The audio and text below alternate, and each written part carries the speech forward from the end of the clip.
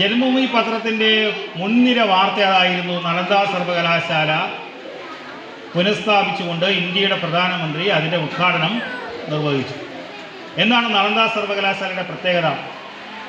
8 നൂറ്റാണ്ടിന് മുമ്പ് നമ്മുടെ രാജ്യത്തിലെ ഏറ്റവും പ്രധാനപ്പെട്ട വിദ്യാഭ്യാസ കേന്ദ്രമായിരുന്നു. ഇതേപോലെ നിങ്ങളെപ്പോലെ പഠിപ്പിച്ചെടുക്കുക, ഇവിടെ നിങ്ങളുടെ അധ്യാപകർ നിങ്ങളെ പഠിപ്പിച്ചെടുക്കുന്നത് പോലെ ആ ഭാരതത്തിൻ്റെ തനത് സംസ്കാരത്തിന് അനുകൂലമായി പാഠ്യപദ്ധതി ഉണ്ടാക്കി ഒരു രാജ്യത്തിൻ്റെ സംസ്കാരവും പൈതൃകവും നിലനിർത്തിക്കൊണ്ട് പ്രവർത്തിച്ച വിദ്യാഭ്യാസ സ്ഥാപനമായിരുന്നു നളന്ദ.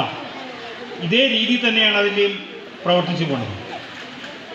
മറ്റുള്ളവരോട് എങ്ങനെ പെരുമാറണം, നമ്മുടെ സംസ്കാരം എന്താണ്, ആ സംസ്കാരത്തിൻ്റെ പ്രതീകമായി നമ്മൾ എങ്ങനെയാണ് ഒരു അതിഥിയെ സ്വീകരിക്കുന്ന അടക്കം.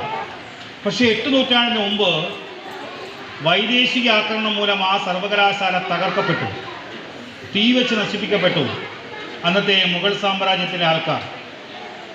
ഇന്ന് നമ്മുടെ രാജ്യം അതിൻ്റെ സ്വാഭിമാനത്തിലേക്ക് പോകുമ്പോൾ ലോകത്തിലെ ലക്ഷക്കണക്കിന് വിദ്യാർത്ഥികളെ പഠിപ്പിച്ച നളന്ദ സർവകലാശാല ഇന്ന് നമ്മൾ കേൾക്കുന്ന ഓക്സ്ഫോർഡിനും ഒക്കെ അപ്പുറമുള്ള ആ സർവകലാശാല പുനഃസ്ഥാപിക്കുക, നഷ്ടപ്പെട്ടു പോയൊരു പൈതൃകം വീണ്ടെടുക്കുക, അയോധ്യ ക്ഷേത്രം പുനർനിർമ്മാണം നടത്തി പ്രതിഷ്ഠ നടത്തി നമ്മുടെ സംസ്കാരം, ആ സംസ്കാരത്തിൻ്റെ പ്രതീകം ലോകത്തിന് മുന്നിൽ മാതൃകയാക്കുക.